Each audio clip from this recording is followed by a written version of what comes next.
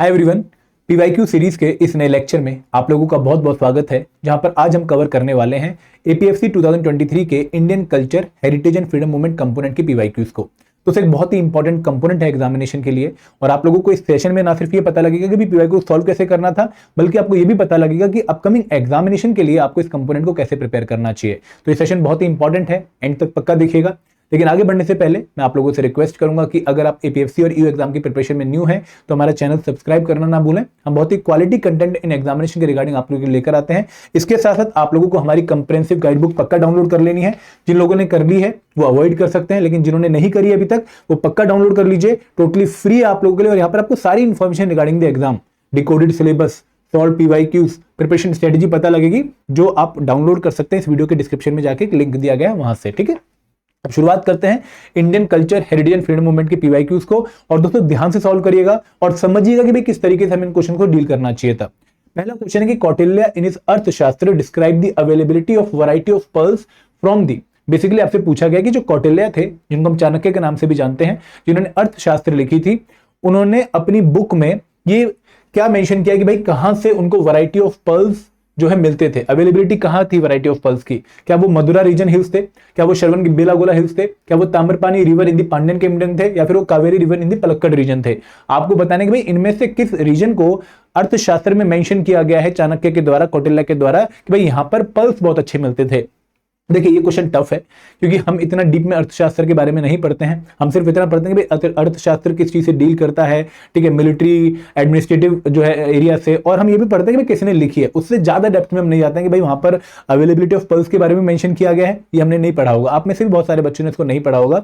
लेकिन ये क्वेश्चन हमें क्या टेंशन दे देता है कि क्या हमें चीजों को इतनी डेप्थ में प्रिपेयर करना चाहिए। तो यहां पर ना आप लोग इन क्वेश्चंस के लिए कभी भी इतनी डेप्थ में प्रिपेयर करके नहीं जा सकते, क्योंकि लिमिट ही नहीं है प्रिपरेशन करने की। तो यहां पर आपको लॉजिकली क्वेश्चन को जो है अप्रोच करना चाहिए। Madura region, Shravana Belagola hills, Tamraparni river in the Pandyan kingdom, Kaveri river in the Palakkad region. अगर आप लोगों ने पांड्यन किंगडम के बारे में पढ़ा हुआ है तो आप लोगों को एक आइडिया होगा कि भाई यहाँ के ना पर्ल्स बहुत फेमस थे, ठीक है। यहाँ पे क्योंकि जो फिशरीज था उसको काफी जो है प्रमोट किया जाता था, काफी अच्छा एक रिवर सिस्टम था। ताम्रपानी रिवर काफी फेमस थी उस टाइम पर, जो कि वेस्टर्न घाट से निकलती थी। तो इस पर्टिकुलर किंगडम में आप लोगों को पर्ल्स के बारे में बहुत सुनने को मिलता है। तो एक स्मार्ट गेस आप मार सकते थे इस क्वेश्चन में, अगर आप लोगों ने नहीं पढ़ा हुआ था। तो इस क्वेश्चन का राइट आंसर है Tamraparni river in the Pandyan kingdom. Madura region में पर्ल्स की इतनी अवेलेबिलिटी नहीं थी, और श्रवण बेलागोला हिल्स में भी वो अवेलेबिलिटी नहीं थी। कावेरी रिवर में भी पर्ल्स की इतनी अवेलेबिलिटी नहीं थी, लेकिन ताम्रपानी रिवर को काफी फेमस माना जाता था। और काफी ऐसे पर्ल्स थे जिनके नाम, जैसे ताम्र नाइक के एक पर्ल का नाम था, वो रिवर के नाम पे ही वो पर्ल का नाम पड़ गया। तो इसका आंसर है ऑप्शन सी। एज सच ये क्वेश्चन बहुत टफ है, ठीक है। और अगर आप लोगों को इस क्वेश्चन का आंसर नहीं पता था तो इसको स्किप करना बेटर था एग्जामिनेशन में, rather than taking the negative marking. अगला क्वेश्चन सॉल्व करते हैं। Which one of the following players of dynasty and the king of Vijayanagar empire is not correctly match. यहां पर पहले तो आप लोगों को ध्यान रखना है कि भाई आपसे नॉट करेक्टली मैच पूछा है, इसको आप अंडरलाइन कर लीजिएगा, क्योंकि ये चीजें हमें क्वेश्चन में नॉलेज होने के बावजूद गलतियां करवा देती हैं। तो आप लोगों ने नॉट करेक्टली बताना है। जो करेक्ट पेयर है वो आंसर का पार्ट नहीं बनेगा, इनकरेक्ट पेयर आंसर का पार्ट बनेगा। तो बेसिकली आप लोग जानते हैं कि भाई जो विजयनगर एम्पायर, जो कि एक बहुत ही फेमस एम्पायर था, 1336 से लेके लगभग 1672 तक ये जो है एम्पायर चला है, और काफी फेमस था फॉर कृष्णदेव राय, जो कि बहुत ही पॉपुलर किंग थे इस पर्टिकुलर एम्पायर के। और हमने अमुक्त मलयालम बहुत सारी बुक्स भी देखी हैं उनकी, ठीक है। एक वर्सेटाइल जो है किंग थे, उनके नाम से वो फेमस हुआ, उनके टाइम पे अपनी पीक ग्लोरी पे गया।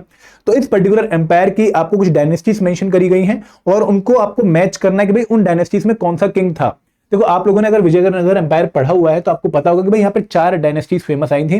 संगमा, संगमा के बाद आए तलुवा, ठीक है, तलुवा के बाद आए तुलुवा, तुलुवा के ही जो थे कृष्णदेव राय थे, और तुलुवा के बाद लास्ट में आए अराविडू, जहां पर बेसिकली जो शुरुआत करी वो कृष्णदेव राय के जो सन इन लॉ थे, ठीक है, थिरुमाला, उन्होंने शुरुआत करी। तो यहाँ पर जो चीजें आपको बहुत क्लियरली पता है, आपको उन्हीं से आंसर की जो है स्टार्टिंग करनी चाहिए, उन्हीं से आपको ऑप्शंस पे राइट आंसर पे पहुंचने में जो स्टार्टिंग करनी चाहिए। तो Tirumala was the main leader behind the Aravidu dynasty, और एक बहुत ही पॉपुलर किंग भी थे, और सन इन लॉ थे ये कृष्णदेव राय के। और दोस्तों अराविडी डायनेस्टी आई कब, आप लोगों को ये भी पता होना चाहिए कि एक बहुत ही फेमस बैटल है, एक बहुत ही फेमस बैटल है जहां पे 4 राज्यों ने मिलकर लड़ाई करी विजयनगर एम्पायर के खिलाफ।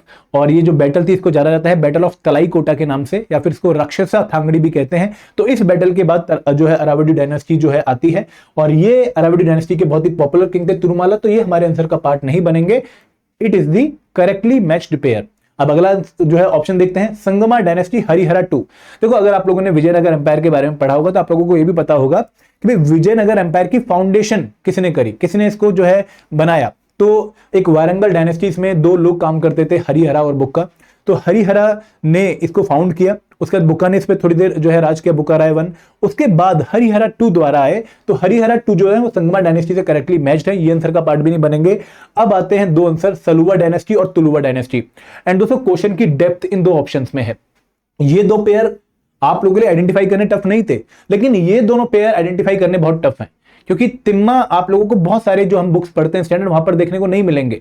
ठीक है, सुलुवा डायनेस्टी के अगेंस्ट आप लोगों को तिम्मा मेंशन कर रखा है।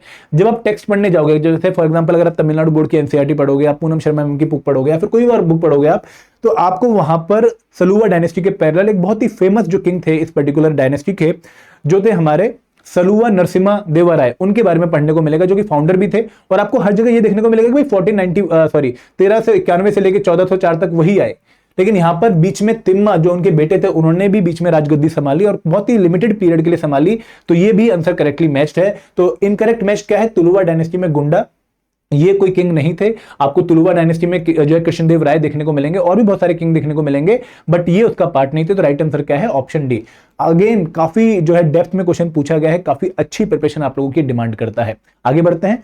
अगला क्वेश्चन क्या है कि Vengi the capital city of the eastern Chalukya is identified with which of one of the following places. मतलब आपको कुछ प्लेसेस दिए गए हैं, आपको बताना है कि भाई इनमें से कौन सा प्लेस जो है, जो वेंगी जो कि ईस्टर्न चालुक्य की कैपिटल थी कुछ टाइम तक, उससे आइडेंटिफाई होता है।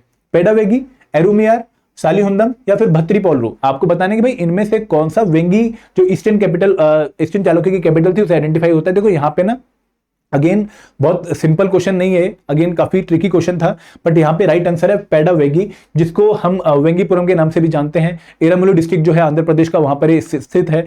और ये एक टाइम पर ईस्टर्न चालुक्य की कैपिटल थी, जो कि बाद में शिफ्ट होकर राजा मुंदरी चली गई। तो राइट आंसर क्या है इसका, option A.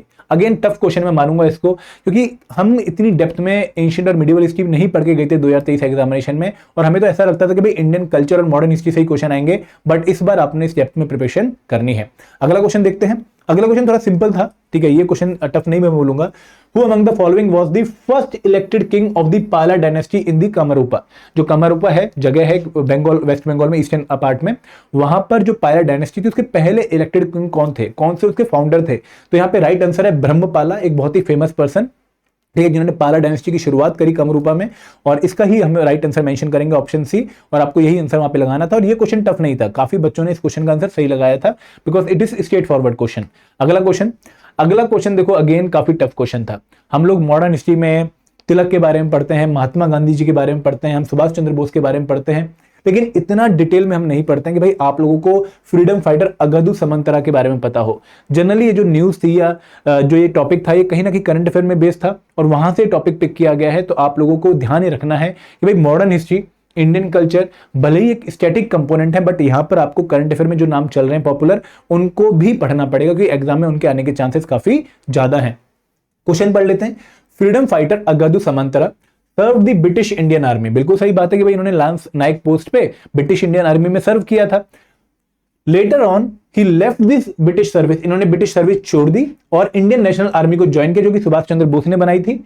Where was he deputed by INS Naik in the first Bahadur group.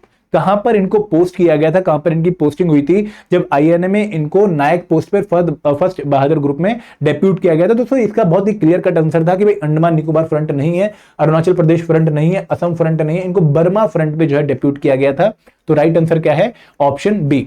देखो अगेन यहां पर आप लॉजिकल आंसर नहीं लगा पाओगे, अगर पता है बहुत बढ़िया, अगर नहीं पता है तो छोड़ के आगे बढ़ो। अगला क्वेश्चन क्या है, ये क्वेश्चन काफी अच्छा क्वेश्चन था कि which one among the following observations pertaining to the works of the 19th and 20th century archaeologist is not correct. Again not correct आपसे पूछा है कि भाई हमारे कुछ फेमस आर्कियोलॉजिस्ट थे, उनकी कुछ ऑब्जर्वेशन थी, आपको बताना है कि भाई इनमें से किस आर्कियोलॉजिस्ट की कौन सी ऑब्जर्वेशन सही नहीं थी। तो यहां पर पहले बोला गया है कि अलेक्जेंडर कनिंगम, ठीक है, बहुत ही इंपॉर्टेंट पर्सन, हमारे first director of general of ASI archaeological survey of India, was of the view that history of India began with the origins of the Indus Valley civilization।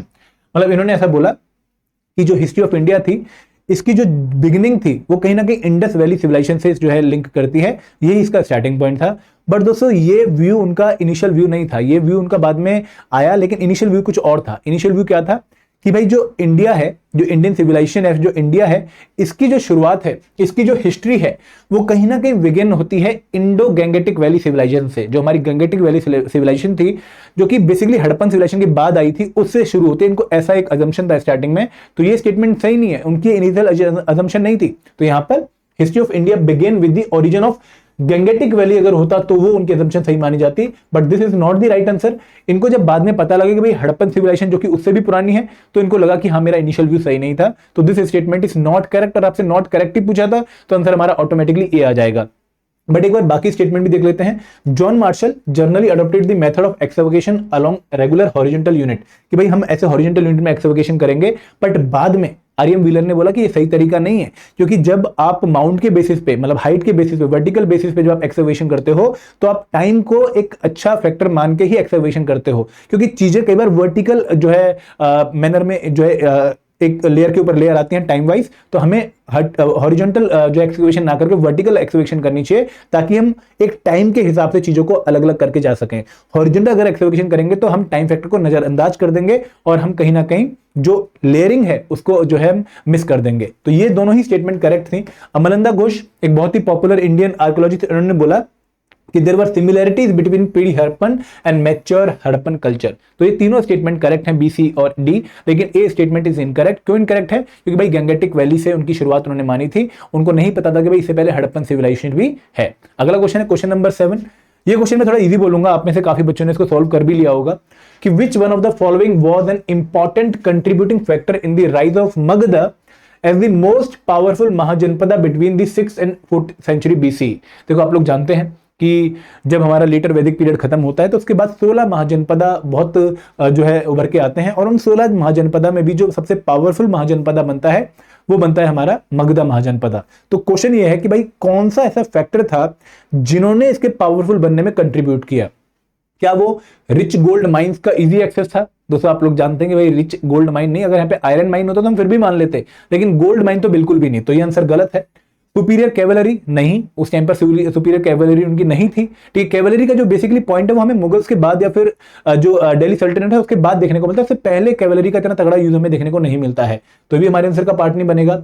And agriculture productive reason, देखो गंगा और सोन का mixture था यहाँ पर और बहुत ही fertile land थी, तो ये रीजन तो बन सकता है, इसको हम टिक मार के रख लेते हैं। रिपब्लिकन सिस्टम ऑफ गवर्नेंस नहीं दोस्तों, आप लोग जानते हैं कि भाई मगधा एक मोनार्की थी, एक बहुत ही पावरफुल मोनार्की, बहुत ही स्ट्रॉन्ग मोनार्की, तो ये भी हमारे आंसर का पार्ट नहीं बनेगा। हमारे आंसर का पार्ट क्या बनेगा? Option C. आई होप ये आंसर आप लोगों ने लगा लिया होगा कि this was not a tough question, it was a very straightforward question. अगला क्वेश्चन है question number 8। Which one among the following statement about the Kailashnath temple at Ellora is not correct? आपको कैलाशनाथ टेम्पल एट एलोरा के regarding incorrect statement बतानी है। एक बहुत ही famous temple जो कि कृष्णा वन ने बनाया था राष्ट्रकूट एम्पायर के, और सिंगल रॉक कट जो है टेम्पल आर्किटेक्चर माना जाता है, बहुत ही पॉपुलर आर्किटेक्चर माना जाता है। तो पहली स्टेटमेंट है कि भाई the temple was carved out of rocks in the 8th century C E, बिल्कुल सही बात है। 8th सेंचुरी के आसपास ये बना था, राष्ट्रकूट एम्पायर के किंग के द्वारा बनाया गया था। This temple is dedicated to lord Shiva, बिल्कुल सही बात है कि भाई जो टेम्पल है वो लॉर्ड शिवा को डेडिकेटेड है, लेकिन कुछ मूर्तियां हमें विष्णु को भी डेडिकेटेड देखने को मिलती हैं, तो इससे हमारी ये वाली स्टेटमेंट भी सही हो जाती है। तो पहली स्टेटमेंट सही है, सेकंड स्टेटमेंट सही है, फोर्थ स्टेटमेंट सही है, तो ऑटोमेटिकली हमारी जो रॉन्ग स्टेटमेंट है वो है ये वाली स्टेटमेंट, क्योंकि ये नगरा स्टाइल में नहीं था दोस्तों, ये वेसरा स्टाइल में था। इसका जो इन्फ्लुएंस था, इसके ऊपर जो इन्फ्लुएंस था वो कहीं ना कहीं विरूपाक्षा टेम्पल का था, और जो हमारा कैलाश टेम्पल है कांची में उसका भी इन्फ्लुएंस इसके ऊपर था। तो ये स्टेटमेंट सही नहीं है, ये वेसरा होना चाहिए था ना कि नागरा स्टाइल। तो यहाँ पे हमारा आंसर क्या बनेगा? Option C style. तो थोड़ा बहुत वेसरा और थोड़ा बहुत द्रविड़न का यहाँ पे मिक्सचर आपको देखने को मिलेगा, एज सच ये नगरा स्टाइल का टेम्पल नहीं था। और ये बहुत ही इंपॉर्टेंट क्वेश्चन इसलिए था क्योंकि हम ये टॉपिक पढ़ते भी हैं, तो यहाँ पर आप लोगों को स्कोरिंग देखने को मिलनी थी, आपको इस क्वेश्चन को पक्का अटेम्प्ट करना था। अगला क्वेश्चन है क्वेश्चन नंबर 9।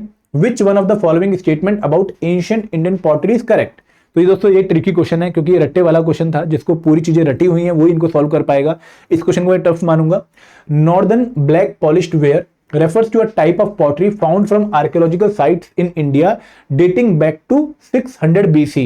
देखो बहुत ही फेमस एक पॉटरी मानी जाती है नॉर्दर्न ब्लैक पॉलिश्ड वेयर, जो आप जय नितिन सिंघानिया में भी पढ़ते हैं, काफी अलग से बॉक्स बनाकर उन्होंने इसको एक्सप्लेन कर रखा है।